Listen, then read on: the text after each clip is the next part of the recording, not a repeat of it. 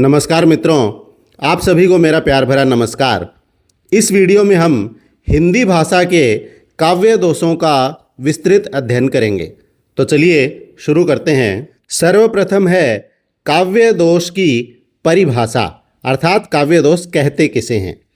तो आचार्य विश्वनाथ के साहित्य दर्पण में काव्य दोष की परिभाषा है रसापकर्षकाः दोषाः, अर्थात जो काव्य के रस का अपकर्ष से तात्पर्य है ह्रास, क्षय या बाधा, अर्थात जो काव्य रस में बाधा पहुंचाते हैं या बाधा उत्पन्न करते हैं, वे काव्य दोष कहलाते हैं। ये आचार्य विश्वनाथ के साहित्य दर्पण में परिभाषा दी गई है। उसके बाद दूसरी परिभाषा है मुख्यार्थ हतिर दोष है, अर्थात जो काव्य के मुख्य अर्थ को क्षति पहुंचाए वही काव्य दोष है। ये आचार्य मम्मट के काव्य प्रकाश से परिभाषा ली गई है। भारतीय काव्य शास्त्र में सामान्यतः 3 प्रमुख दोष स्वीकार किए गए हैं। पहला है शब्द दोष, दूसरा अर्थ दोष और तीसरा रस दोष। कहने का तात्पर्य यही है कि जब हम कोई काव्य अध्ययन कर रहे हैं, जब हम कोई काव्य पाठ कर रहे हैं, उस समय हमें जो रसानुभूति हो रही है, आनंद अनुभूति हो रही है, उस आनंद अनुभूति के बीच में जब कोई बाधा उत्पन्न हो जाए और वो बाधा जिस कारण से उत्पन्न हो रही है उस कारण को दोष कहा जाता है। अर्थात जिस वजह से वो उत्पन्न हो रही है वो उसकी वजह, वो शब्द हो सकते हैं, उसका अर्थ हो सकता है या रस हो सकता है, जिसकी वजह से उस काव्य की आनंद अनुभूति में बाधा उत्पन्न हुई है, तो उसी को हम काव्य दोष कहते हैं। तो ये 3 प्रकार के हैं। इन तीनों प्रकारों का हम विस्तृत अध्ययन करते हैं। काव्य दोष का पहला या मुख्य प्रकार है शब्द दोष या पद दोष। जब दोष शब्दों के प्रयोग, उच्चारण, व्याकरण, वाक्य रचना अथवा भाषा की दृष्टि से उत्पन्न हो उसे शब्द दोष कहते हैं। शब्द दोष के मुख्य भेद हैं ग्राम्यत्व दोष, अश्लीलत्व, श्रुति कटुत्व, च्युत संस्कृति, अक्रमत्व, दुष्क्रमत्व, अप्रतीतत्व, क्लिष्टत्व, पुनरुक्त, न्यून पदत्व, अधिक पदत्व, हतवृत्त आदि। देखिए, जब काव्य दोषों की बात की जाए तो वो सैकड़ों होते हैं, लेकिन यहाँ पर मैंने मुख्य काव्य दोषों का वर्णन किया है जो कि परीक्षा की दृष्टि से महत्वपूर्ण है या ज्ञान की दृष्टि से महत्वपूर्ण है। दूसरा है अर्थ दोष। जब शब्द तो ठीक हों परंतु अर्थ में दोष उत्पन्न हो जाए तब उसे अर्थ दोष कहते हैं। अर्थ दोष के मुख्य भेद हैं अपुष्टार्थत्व, कष्टार्थत्व, पुनरुक्तार्थत्व, विरुद्धत्व, निरर्थकत्व, असंभवत्व आदि। तीसरे प्रकार का दोष होता है रस दोष। जब काव्य में रस की सिद्धि बाधित हो जाए अथवा रस का परिपाक न हो सके तब रस दोष उत्पन्न होता है। परिपाक से तात्पर्य है कि रस की अनुभूति अच्छी तरह से न हो सके। रस दोष के मुख्य भेद हैं प्रकृति विपर्यय, पुनः पुनः दीप्ति, अनंग वर्णन, अकांड छेदन आदि। अब हम काव्य दोषों के कुछ प्रमुख प्रकार उदाहरण सहित पढ़ेंगे। तो चलिए शुरू करें। सबसे पहले आता है ग्राम्यत्व दोष। जहाँ काव्य में ग्रामीण शब्दों का प्रयोग किया जाता है, अर्थात गंवार या असभ्य देशज शब्दों का प्रयोग किया जाता है, वहाँ ग्राम्यत्व दोष होता है। इसके कुछ प्रमुख उदाहरण निम्नलिखित हैं। पहला उदाहरण है मूंड पे मुकुट धरे सोहत है गोपाल। अब यहाँ पर देखिए, जो ये मूंड शब्द है ये हम ग्रामीण भाषा में प्रयोग में लेते हैं, इसलिए यहाँ ग्राम्यत्व दोष है और ये सूरसागर से लिया गया पद्य है और इसके रचनाकार सूरदास जी हैं। दूसरा उदाहरण है हनुमान की पूंछ में लगी नहीं पाई आग, लंका सिगरी जल गई, गए निशाचर भाग। ये जो सिगरी शब्द है ये ग्रामीण शब्द है। सगला या सगड़ी या सिगरी ये ग्रामीण शब्द हैं, तो इस वजह से यहाँ ग्राम्यत्व दोष है। और ये रामचरित मानस का जो लंका दहन प्रसंग है वहाँ से ये पद्य लिया गया है और इसके रचनाकार गोस्वामी तुलसीदास जी हैं। तीसरा है, एरे ब्रज चंद तेरे मुख की चकोर हूँ मैं, एरे घन श्याम तेरे रूप की हूँ चात की। यहाँ पर जो एरे शब्द है ये ग्रामीण शब्द है और ये उद्धव शतक से लिया गया पद्य है जिसके रचनाकार हैं जगन्नाथ दास रत्नाकर। अब चौथा उदाहरण है, ब्रह्म में हेरो पुराण ने गायन, वेद ऋचा पढ़ी चौगुने चायन, देखो सुनो कब हुन किंतु वह कैसे स्वरूप ओ कैसे शुभायन, हेरत हेरत हारी परो रसिखानी बतायो न लोगु लुगायन, देखो दूरो वह कुंज कुटीर में बैठो पलोटत राधिका पायन। इसमें लुगायन जो शब्द दिया गया है ये ग्रामीण शब्द है, इस वजह से यहाँ ग्राम्यत्व दोष है और ये पद्य भ्रमर गीत से लिया गया है जिसके रचनाकार रसखान जी हैं। दूसरा काव्य दोष है अश्लीलत्व दोष। जहाँ काव्य में घृणाजनक, लज्जास्पद एवं अमंगल सूचक शब्दों का प्रयोग किया जाता है जिससे काव्य में फूहड़पन और भद्दापन आ जाता है, वहाँ अश्लीलत्व दोष होता है। इसके कुछ प्रमुख उदाहरण निम्नलिखित हैं। पहला है, दस्त से खाना खिलाया मैंने अपने यार को, प्यास जब उसको लगी पेशाब मैंने कर दिया। यहाँ दस्त और पेशाब इनको घृणाजनक शब्द माना है इसलिए अश्लीलत्व दोष है, लेकिन वास्तव में इनका अर्थ अलग होता है। दस्त का अर्थ होता है हस्त, हाथ, और पेशाब जो है वो पेश और आब इन दो शब्दों से मिलकर बना है। आब का मतलब पानी होता है, पेश मतलब पेश करना, लेकिन जो शब्द काम में लिए गए हैं उनकी वजह से यहाँ अश्लीलत्व दोष आ गया है, क्योंकि दस्त की जगह हस्त का प्रयोग भी कर सकते थे। इसका स्रोत अज्ञात है। दूसरा उदाहरण है, रावण के दरबार में स्थित अंगद का पाद।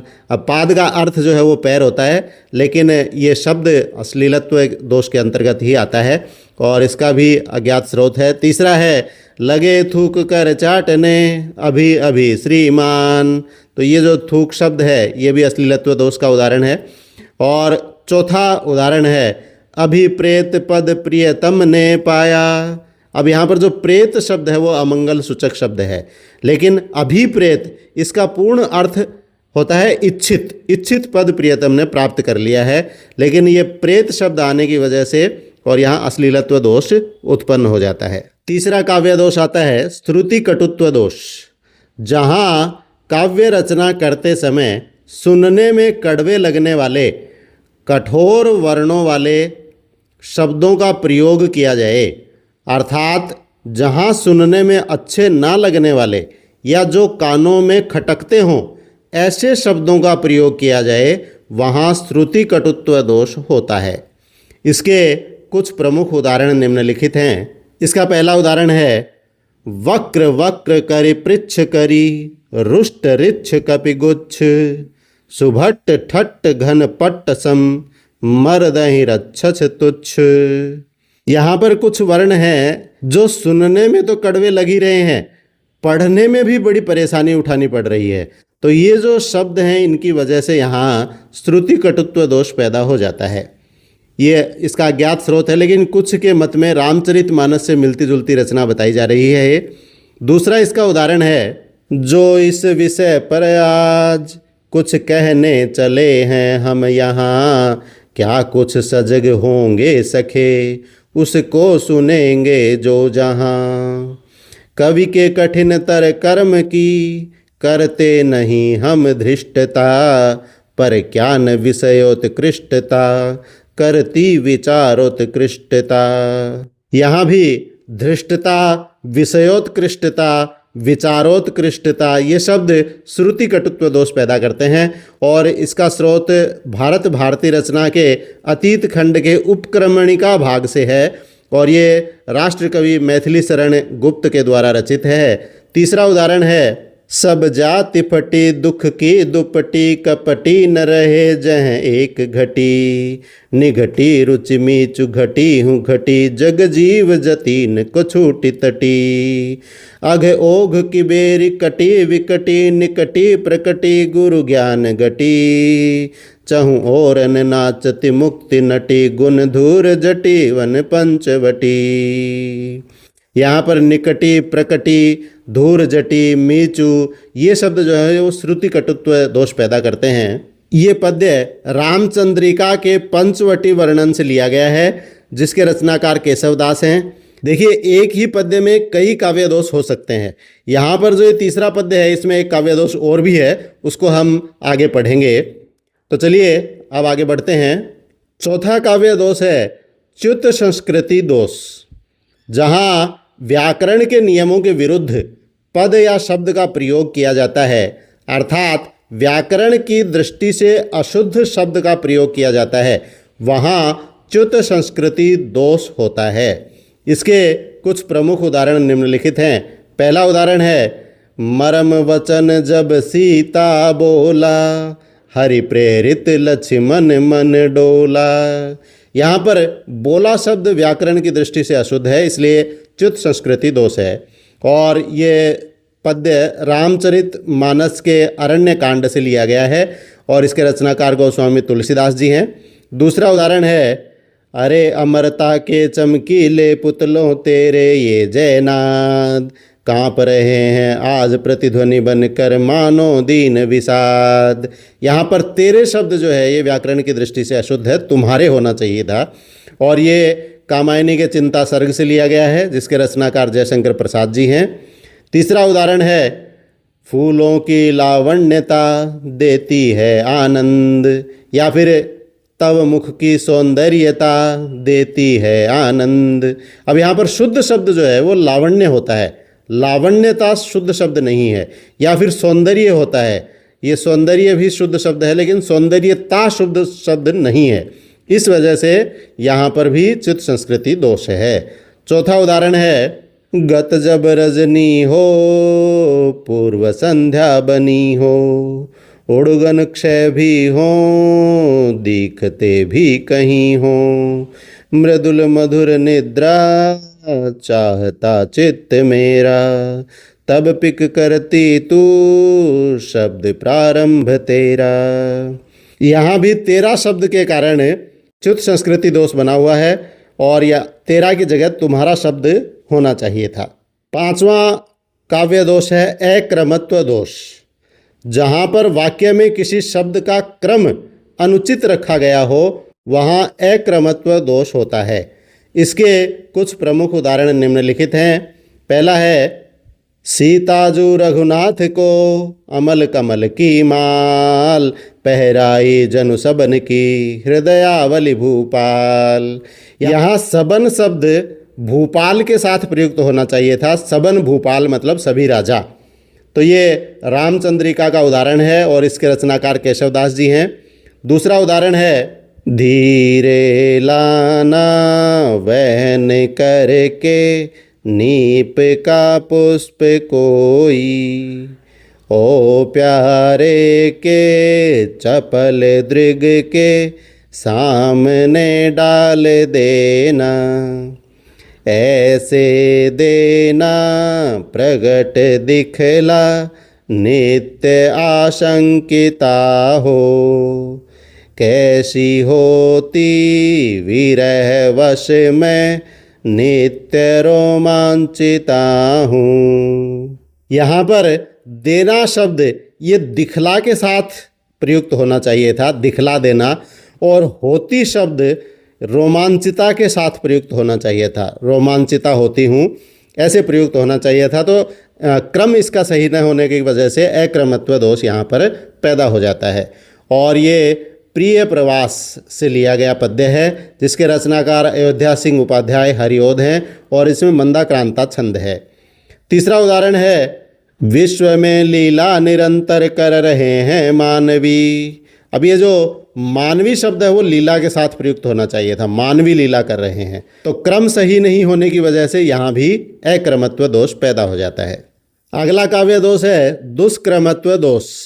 जहाँ लोक और शास्त्र विहित क्रम का उल्लंघन होने से अर्थ ग्रहण में बाधा हो वहाँ दुष्क्रमत्व दोष होता है।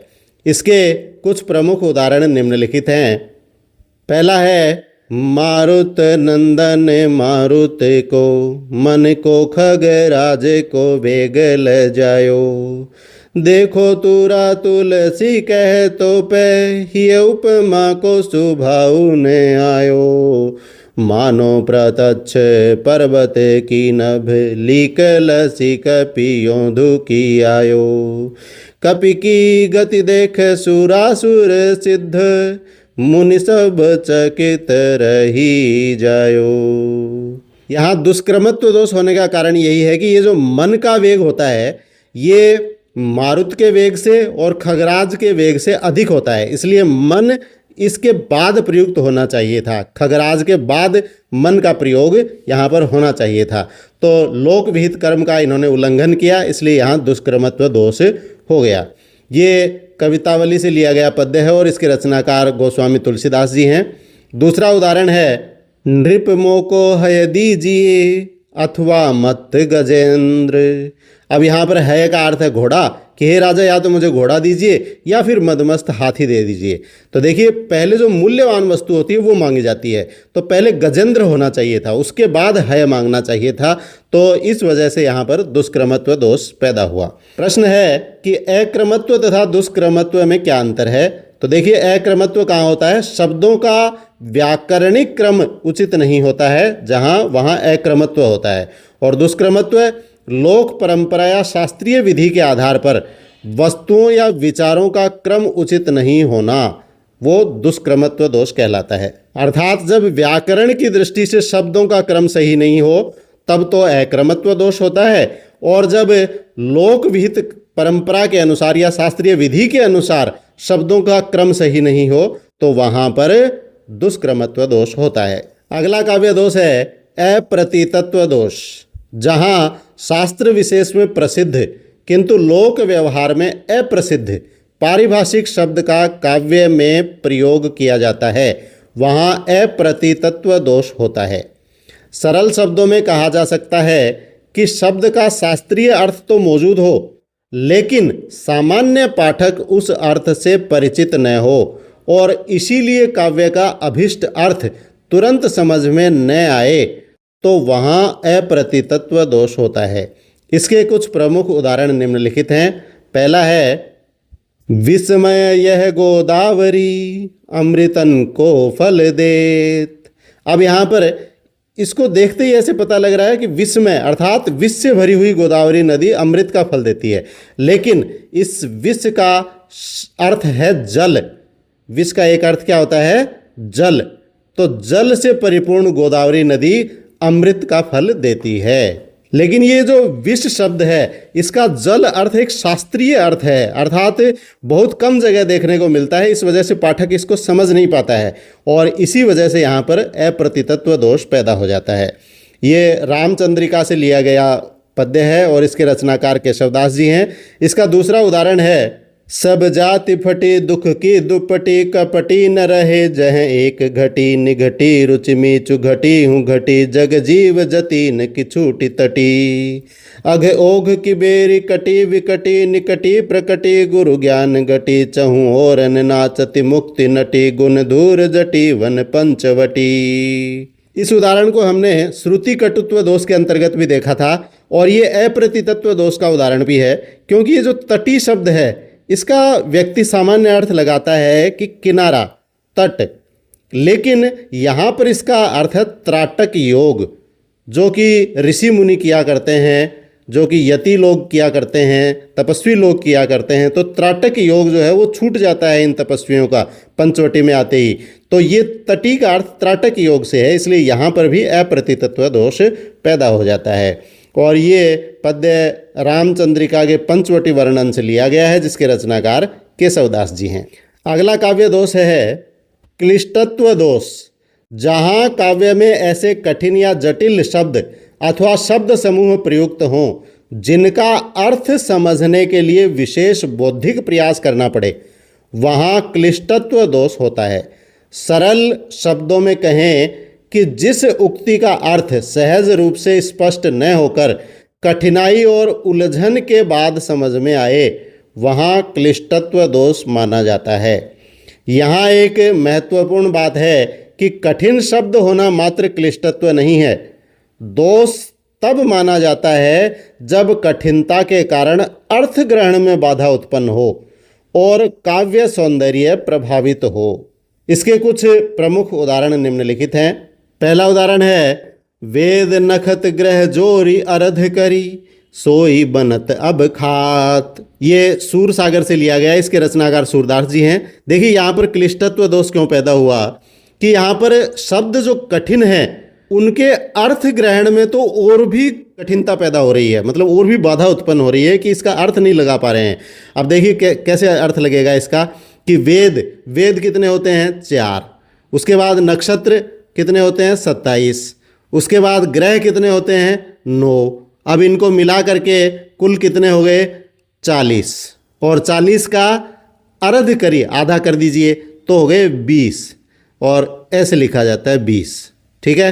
अब ये कह रही हैं, गोपियाँ कह रही हैं किससे? उद्धव से, कि वेद नक्षत्र ग्रह इन सब को जोड़ करके उनका आधा जो किया जाता है उसको खा करके हम मर जाएंगी।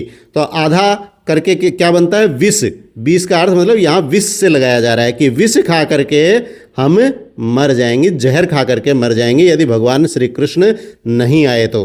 अब ऐसा अर्थ लगाना बड़ा कठिन है, इसीलिए यहाँ पर क्लिष्टत्व दोष पैदा हो जाता है।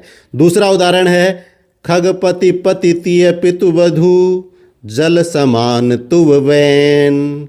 अब यहाँ पर क्या अर्थ लग रहा है? खगपति अर्थात गरुड़, गरुड़ के स्वामी भगवान विष्णु, विष्णु की पत्नी लक्ष्मी जी, लक्ष्मी के पिता समुद्र और समुद्र की पत्नी गंगा, गंगा जी के पानी के समान ही तुम्हारे वचन भी शुद्ध और पवित्र हैं। और अब तीसरा उदाहरण है, सारंग ले सारंग चली सारंग पूगी आए। अब यहाँ सारंग के अलग अलग अर्थ हैं। पहला सारंग है, इसका अर्थ होता है घड़ा, कि घड़ा लेकर के, सारंग मतलब स्त्री चलती है और वो सारंग मतलब सरोवर पर पहुंच जाती है। तो इस प्रकार से इनका अर्थ हम करते हैं, बड़ी कठिनता होती है इनका अर्थ करने में, इस वजह से यहाँ क्लिष्टत्व दोष पैदा हो जाता है। अगला काव्य दोष है पुनरुक्त दोष, जहाँ एक बार कहे हुए अर्थ को पुनः उसी अर्थ वाले दूसरे शब्द द्वारा कहा जाए, वहाँ पुनरुक्त दोष होता है।